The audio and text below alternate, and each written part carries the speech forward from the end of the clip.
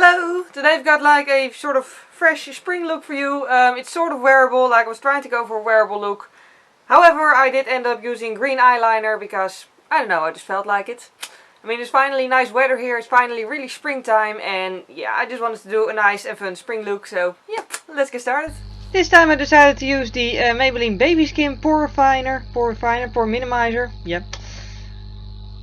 And yeah, as usual, I just put it in all the places on my face that I have larger pores or that gets oily pretty quickly, which is pretty much my entire face. And then for foundation is the reason I fake tanned, by the way. I used the Miracle Match foundation by NYX Factor.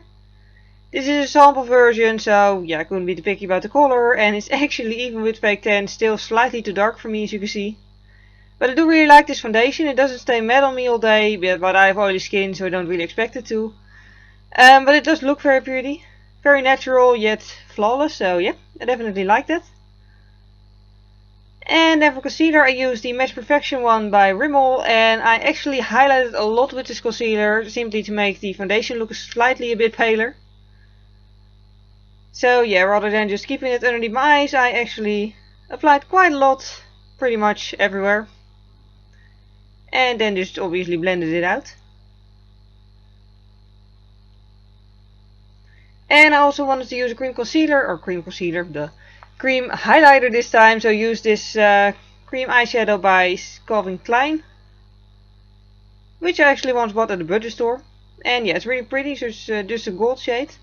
Then I used the Catrice Nude Illusion powder, as always, just applied it really thick underneath my eyes and on top of my eyelids. And also around my nose and, you know, on my forehead, on my nose. Like next to my nose and on my nose, yeah. Just to make sure that those places stay as matte as possible for as long as possible. And then for the rest of the face I used a larger brush, of course. But yeah, I actually applied a lot of powder this time, also to make the foundation a little bit paler. And yeah, then to not darken up my skin again, I used the Big Bold bronzing powder by Near Color as a shaper only on my cheekbones. Because I did want to sort of like define my cheekbones, but obviously I didn't want to darken up my face. And then it's time for the eyes. As most of the time I started out with Crème de Rose by Maybelline Color Tattoo. This is a primer, and then I used the Beige Cosmetics 120 Color Palette. And I started out with this sort of shimmery dark orange shade on a blending brush. And yeah, I just started applying that to the crease. Like as usually I start out with a paler color, but I don't know, for some reason this time I just felt like immediately going in with the darkest shade. And yeah, just applied it on both my eyes obviously, and then sort of like went back and forth between my eyes to make it look even. Which actually took a while, but yeah. And then I used this sort of pale pink shade to blend it out with my own skin color. Orange is very close to red, so I didn't want it to look blotchy.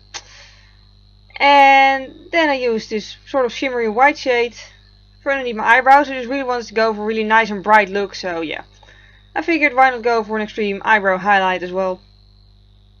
And then again I blended it a little bit with the crease color. Then I used the same dark orange color that I started out with on a pencil brush underneath my eyes. I always think it just looks pretty if the like under eye area actually goes along with the colors on top of the eyelid.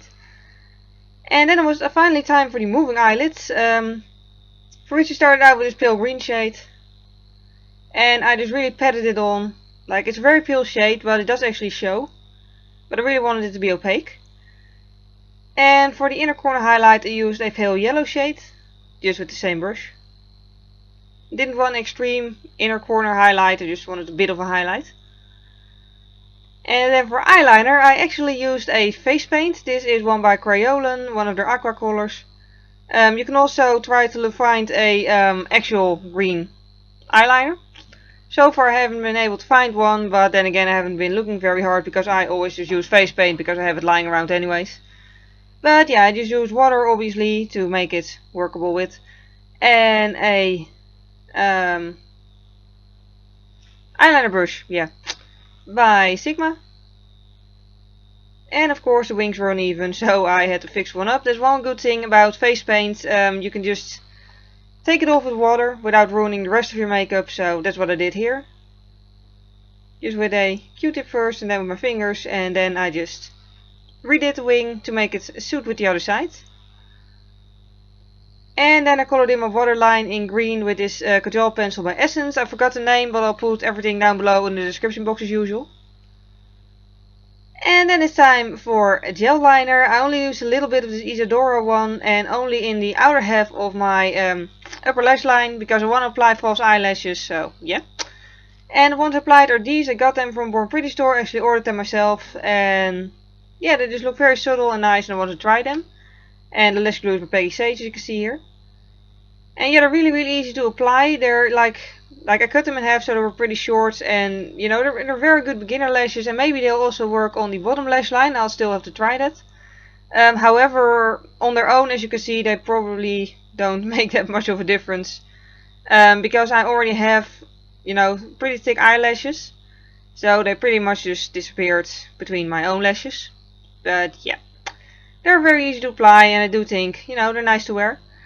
While the lash glue was drying, I decided to do my eyebrows with the NYX Tame and Frame brow pomade in chocolate. The most orange shade they have, so, you know, suits my hair best. And yeah, everyone fills their eyebrows in at, you know, a different way, and I just basically fill them in like this. Then it was time for mascara. I used the Rocher Sexy Pulp mascara, and I carefully applied it to my top lashes, just to not pull off the falsies, yeah. And on my bottom lashes, then I used the Essence Blush in Heat Wave, and, you know, specifically the orange side, because obviously that suits with my eyes. And because I was going for colorful anyways, I applied quite a lot of blush this time. And as you can see here, by the way, the highlight actually does still stand out, the green eyeshadow highlight I used. But yeah, on my lips I used this bright orange red color by Rimmel, which I actually showed in a lip swatch video last Monday, I think, of my favorite lipstick shades for spring and summer. So yeah, obviously it's a favorite of mine. And then this is how the final makeup look looks, yeah. And the perfume I used this time, thought it would just be fun to show it, is Quelques Notes d'Amour by Yves Rocher, which I'm probably pronouncing wrong. Just a very nice, sort of sweet scent. And that was it for today. Thank you very much for watching, and see you next time. Bye! So it's basically just one shape and not two separate things, like the bottom part and the top part of the eye just become one big eye look, yeah.